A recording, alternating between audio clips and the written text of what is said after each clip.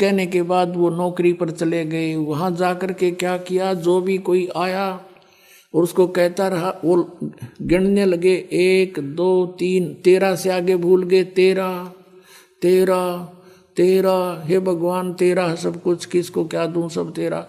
वो मोदी खाने में नौकरी करते थे, सबको जो भी मेहनताना लेने आए तो दाने कणक कुणक दिया करते थे, वो सारा ही लुटा दिया, खाली कर दिया और बैठ के जाकर शमशान घाट पे वैसा ही वेशभूषा करके, जिस वेशभूषा में भगवान मिले थे जिंदा वाले महात्मा के रूप में।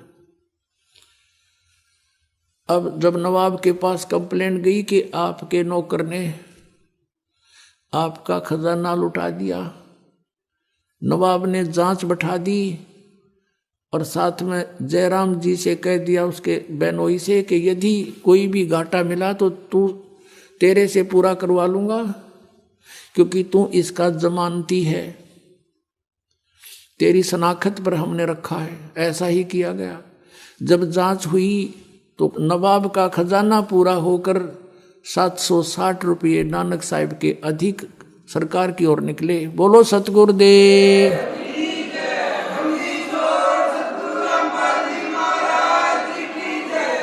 अब नवाब ने अपनी गलती का एहसास हुआ, नानक साहिब जी को प्रार्थना करके वापस बुलवाया और कहा, आप अपनी नौकरी करो और ये 760 रुपये आपके हमारी तरफ हैं, आप ले लीजिए। तब नानक साहिब जी ने कहा कि अब तो सच्ची सरकार की नौकरी करूंगा, इस नकली की नहीं हो सकती मुझसे।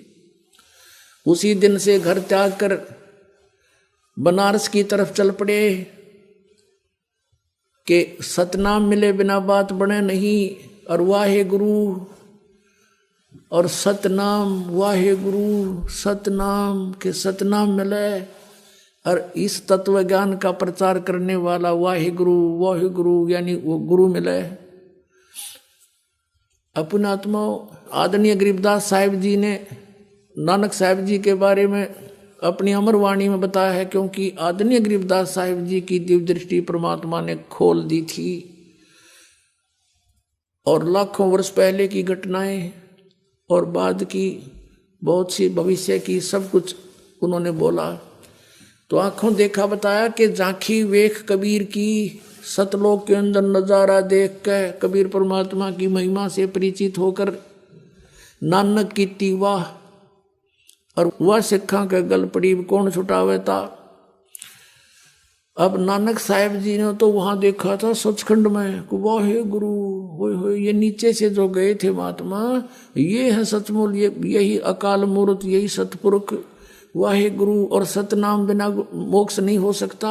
हम ये नाम भी गलत जाप कर रहे हैं। अब झांकी वेख कबीर की, जैसे आप 26 जनवरी के ऊपर देखते उपलक्ष्य में, जैसे राजस्थान की झांकी, राजस्थान के अंदर जो भी महत्वपूर्ण वो कोई भी वस्तु है या कोई तीर्थ है, उनके मॉडल बना करके एक ट्रैक्टर की या ट्राली में रख लेते हैं और सबको प्रदर्शन करने के लिए दिखाते चलते हैं।